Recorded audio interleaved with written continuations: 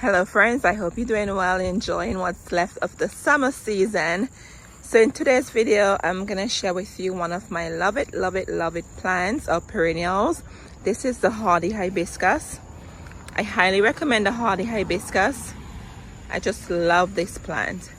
Alrighty, so I'm gonna go over some tips on this plant, some care requirements, and just anything that I have learned over the years that I would love to share with you about this beautiful plant. So the Hardy Hibiscus, you can find them at any garden centers. I normally find mine at Lowe's and Home Depot. Proven winners, they have 11 or 12 in their collection. It's called a Summerific collection, and also Monrovia carries them too, and even your local nursery, they're everywhere, but normally you find them in the summertime. Yes. So in front of us, this one is Cranberry Crush. I think that's what this one is, and you could see how beautiful the blooms are.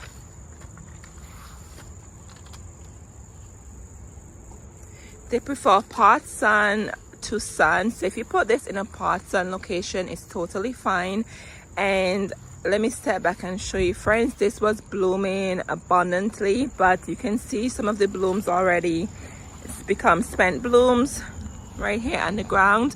They're self-cleaning, so you don't need to do much with it, just leave it alone. But I like to come out here and just clean up on the grass, so to speak. So this is how it works. So you get a lot of blooms every day, okay? The blooms will last probably, I would say, 1 to 2 days the most, okay? So for example, all these blooms here, these were from yesterday, all of them. So after, what happened is that it dries up like this and it just fall to the ground. So it's self-cleaning, right? And then you have these seed pod heads. I think this is sterile, so I don't think you can propagate this from seeds. But I'm gonna share with you also how I am propagating one of these and what I did, but I'll be later down in the video. So the foliage comes in green, and you have those where the foliage is more black and dark, as you can see. And they come in all different colors, and the sizes could vary from 3 feet to 6 feet. Yes. So whenever you get one of this in your garden, friends, make sure you spread it out, give it the space, because it can be overwhelming and take over other plants. That is why I have it here at the very end. And also I'll share with you later in the video, I had one over here, but friends, it was taking over the area, okay? So I took it out in spring and I replaced it with a Nandina. It was just taking over everything. You couldn't see the other plants. They're beautiful, but they want to be the star of your garden. They don't want to share with any other plants that close to them. So wherever you put them, make sure you put them where they can spread out. So here we have another one. This is the Rose Mallow. I love this one, this beautiful pink color. So then tomorrow, do you see this? Tomorrow they should open up first, and then these other two will probably open up in a couple of days. So that's how it works. It blooms non-stop. It blooms from, I would say, early summer into late fall. Yes, I remember last year, friends, we had our first frost, and you should see there was a bloom holding on. It looked really weird because the foliage was looking like it's dying back, and it was just one bloom there. So it's a very strong flowering shrub to have in your garden. I highly recommend this, friends, but once again, make sure you put it where it can spread out. The spacing is very, very important. Alrighty, what else do I need to share with you about this plant? Okay, so in the spring, this is one of the very last perennial to emerge in the spring. So what I do in the fall, I leave it up alone for winter interest, so the leaves would fall off, right? There will be no leaves or anything on there. So then this stem becomes really hard, very, very hard, almost like a stick, right? And that's all you see is just stems coming out from the ground. It gives you that beautiful winter interest along with your other shrubs you have in your garden, such as the evergreen. So don't do anything with it in the fall, leave it alone. However, what I do in the spring, this will be one of the last perennial to emerge. So if this is your first time with this plant, friends, do not think it's dead in the spring, okay? It will emerge from the ground. You will start to see new growth. So in other words, it blooms on new growth. Not all wood, but new wood. So this is what I do. And let me probably take you over here so you can actually see, because it's hard for me to bend down there. Alrighty, let me give you a good demonstration here, friends. So with this one, as I said, I just leave them up, okay? The leaves fall to the ground and you just have sticks looking at you. And then in the spring, when it's all warm, guess what I do? I come in here with my clippers and I clip it all the way down 6 inches. Do you see this piece in there? Not sure if you can see there. Do you see all those brown 6 inches piece? Yes. So I clip it all the way down to 6 inches so I know something is there. And then you would see new growth coming from the ground. So here's a close-up. That's all I do there. So when spring comes next year, I'm gonna clip all of this all the way down to the ground, and then I'll have more of those sticks that are looking at us there. So that's how you take care of this. I do not fertilize it or anything like that. They do need water in the first year. Make sure you keep them hydrated. And then like the second or third year, friends, they're on their own, okay? The first year, I make sure I water them and that's it. Let me take you in the back and share the rest of my collection with you.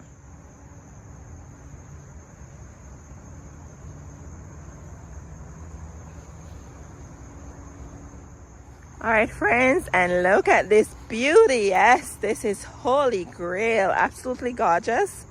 You can see what happened here. As the blooms become spent blooms, they fall on the ground. So I think this probably maybe from yesterday. And then you could see some around here. I tried to go around the garden and pick them up, but if not, it's okay. They're self-cleaning. Oh my goodness, friends, just look at this. I can stare at this all day long. The pollinators love this. The hummingbirds and the bees absolutely love this. Just look at it. It's breathtaking. So remember, once again, they're different from the annual tropical hibiscus that we all know. So if ever you're buying your hibiscus and you're looking for those that will survive your hardy zone, remember not to buy the tropical ones. It depends on what zone you're in. Maybe if you're in zone 9, zone 10, you'll be fine. But I'm talking about a lot of us who are in the zones where we get the winter and all of that. Make sure you buy the Hardy Hibiscus, friends. Absolutely gorgeous. So then tomorrow, this one will open up. And then all these ones you're looking at, they will become spent bloom. So that's how it works. And then right here, this is probably a couple of days old. It will fall to the ground. I'm telling you, friend, they are stunning. Absolutely gorgeous. Love them. And then here's a new one to my collection over here. I remember sharing this with you guys. I'll put a name on the screen for you. I don't think I have the tag out here. But just look at it. It's absolutely beautiful. I just love it. So once again, they come in all different colors. Just look at that. So as I told you guys, I'm collecting them. Yes, I am.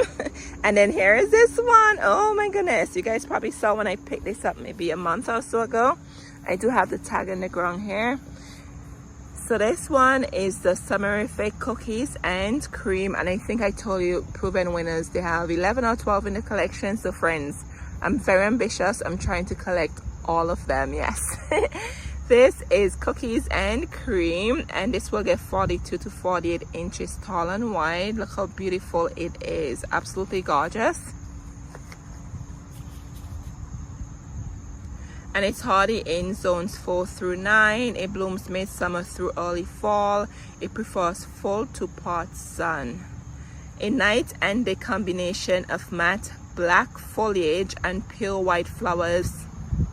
Like other dark leaf hardy hibiscus, full sun is necessary to bring out the deepest foliage color. It's beautiful. So this is the dark foliage. As you can see how dark it is. And then let me give you a close-up of the blooms. And here we are. Oh my goodness, friends. So it's white, and if you look closely here, you see a little bit of pink or red around the edges. Absolutely gorgeous. And as I said, this is pretty young, it's pretty new. So next year it will look like the Holy Grail I just shared with you. Yes. So wherever you decide to put these, friends, make sure you give them the space they need. It's so pretty. So as you guys know, I love to go to the garden centers and check out and see which ones they have every year. Normally you see a lot of the Holy Grail, but you hardly ever see, I think this is the first time seeing the cookies and cream. If I see one that is new to me, friends, guess what? I grab it. As I said to you guys, I'm collecting. So here's Holy Grail. I'll put this one on the screen for you. So this one is new this year, along with cookies and cream. And then over here, this one has not bloomed. This is really new, and I got this from Home Depot, friends. Oh my goodness, it did not look too good, but you could see it is doing so much better. There's buds in here, and I will come back tomorrow and give you a view of what the blooms look like. So we have one here, so more than likely tomorrow this will open for us. But let me go over the tag with you.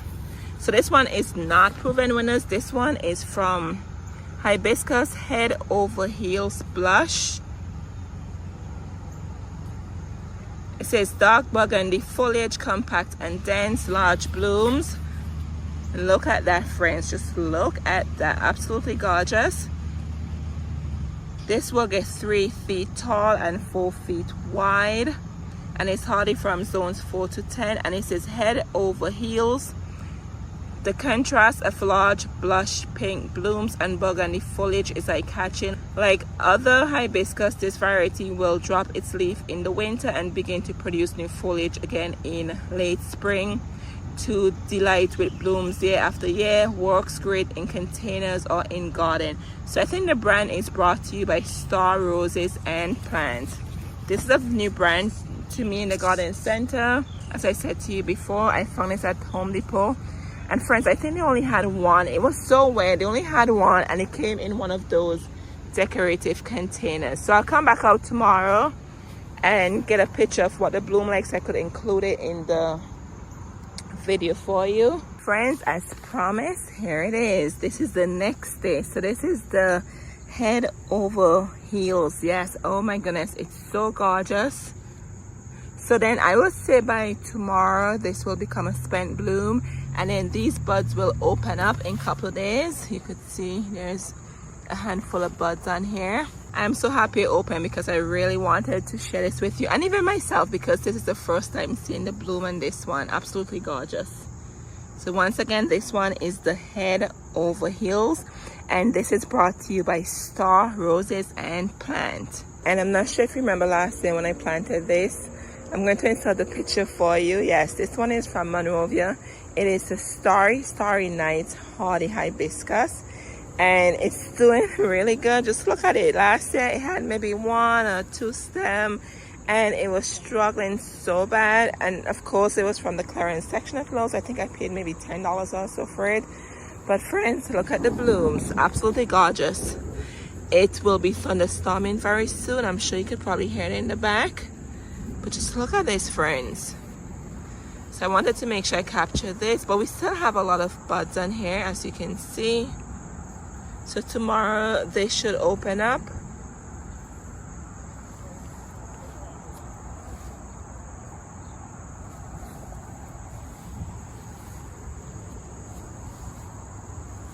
I can't stress this enough. You need not 1, not 2, maybe 3 of these in your garden. Yes, you definitely need these in your garden. As I said to you before, put them where they can spread out, because they will get big. So this is the 2nd year for this starry night, and look at how it looks. So next year it will be maybe twice the size. So very important, because I feel like if you put them in a garden bed around plants, it somewhat smother it, as I told you guys before, because they just need that space to shine on their own. They don't need any other plants to help them shine. They are their own. Yes, they're just a centerpiece for your garden. Absolutely gorgeous. So once again, here we are, starry night from Monrovia. I love this beauty. And friends, just because I'm here, look what I just saw here. I'm telling you, every day I come out in the garden, I'm seeing something that I didn't see. Look what's behind us here. This is the Eden Climbing Rose. Yes, these I did in the spring. They were from Home Depot for $12.99. I have one on this end, and I have one on the other end over there, and I have a second set of blooms coming out here. I'm so excited just to see this, and you could see it is thriving. The rose is doing really good. Look at the new growth coming out from there, so I'm very happy about that. And while I'm talking about the Eden rose, I'm just gonna go over here and show you what's going on with the other one. The other one is doing well too, but I feel like the other one that I just shared with you did much better from the beginning than this one, but this is still doing well. And with these bare root roses, friends, I feel like it's good. The first year, don't expect much from them, but the second year, you will definitely have a surprise. I can't wait to see them next year climb over there. All right, friends, let's go over propagation. So I cut some of this. I would say I've had this in this cup probably, oh my goodness, probably May. Now it is August. And excuse the hair on it, it was inside, so the cat was rubbing on it. Anyway, so it takes a while to get new roots. I did not use any special hormone or anything like that. I just cut it, put it in water, and just change out the water every 3 days or so. But let me show you this. I have roots. This one, you could see those bumpy looking thing there. Look at this. Yes, friends, so I have roots, and there's some new growth coming out from the top there. So when I propagate this, all the leaves on it just fell to the ground, and then it gave me new growth on top, as you can see. So I'm gonna go and pot this up with you and show you what it looks like. So as I said, it takes a while to propagate this. I would say a good 3 months just from this experiment I did, but it may not be that long if you have the root hormone. I don't have any of that, so that's probably why it probably took me longer. But if you have that, try that and see how long it will take you. And friends, what I recommend with this, do it in the spring. I want to propagate it now in the summer. I will propagate it in the spring before it starts to bloom. So if you want to try it, you could try it next year, but make sure you do it in the spring. All right, friends, so here it is. I potted up already. And from researching them before I started loving Hardy Hibiscus, I found that they're good in containers. That's from my research. However, I think it was last year or the year before, I had one. It was beautiful. It was so beautiful, friends. And guess what? It did not survive in the pot. So I cannot tell you if these are great in containers. And friends, when you look at the roots are large, so I can't imagine how they would be good in containers. But as I said to you before, the one I had, it did not survive the winter. But on the websites for these garden centers or these plant companies, they say they're good for containers. So just that would be something you would have to experiment on your own and see if that is true. However, so this one that I propagated, I'm just gonna leave it in here and see how it does. And then next year I'll let you guys know how it does by the end of the season now, and if it survived the winter in the pot. But once again, the one I had in the pot, it was in a large pot and it did not survive the winter. And I think that was maybe last year or the year before. But anyway, so hibiscus loves slightly acidic soil, keep that in mind. And as I said, they love the moisture. So if you have an area in your yard where it retains water, that would be a good spot to put your Hardy Hibiscus. Yes, they love the moist soil, and they're very drought tolerant. Yes, friends, we've had drought here several times before, and my Hardy Hibiscus still looking so good. Yes, so that I can definitely confirm for you. They're very drought tolerant and they like moist soil. Anyway, so here it is. That's what it looks like. So we're just gonna leave it right here, and I'll keep my eyes on it the next couple of days and see how it does. Alrighty, friends, and this one looked much better a couple of weeks ago. And not sure if you saw where I was telling you guys we had a lot of rain from the tropical storm, and this, for whatever reason, the foliage just looked different, right? It just changed the plant. But we still have some blooms here, so I'm still gonna share this with you. And I think this one is the rose mallow also. It's just absolutely gorgeous, and look how big it is. This thing is like a monster. Yes, friends, they got really big. And this one's natural foliage is just green. It's not dark black like the other ones, but as I said before, somehow the foliage just looks different from what it was before we had a rainstorm. And let me reach over here. Look at that, friends. Isn't it gorgeous? Beautiful. So I'll step back and show you what it looks like. Here we are. There was a lot of blooms on here. Still pretty though. All right, friends, I think I covered everything. If I'm missing anything, share that in the comment down below so we can learn from each other. But I just wanted to share with you my collections of Hardy Hibiscus, friends. I love these so much. Yes. And as you probably know, if you did not know, this is actually my thumbnail for my YouTube channel, the Hardy Hibiscus. I have a lot of favorite plants, but this is truly one of my favorites. Definitely is. So keeping my eyes out, as I said to you guys before, to see if I get different ones to add to my collection. And then this one is a perfect storm. Yes, I found the tag, so I just leave it there. Perfect storm from Proven Winners. All right, friends, so this is where I'll be adding them so they can spread out and shine where they need to and not compete with the other plants in the garden. If you put them between other plants in the garden, it's absolutely fine. But once again, I'm going to repeat myself, make sure you give them the space they need, okay?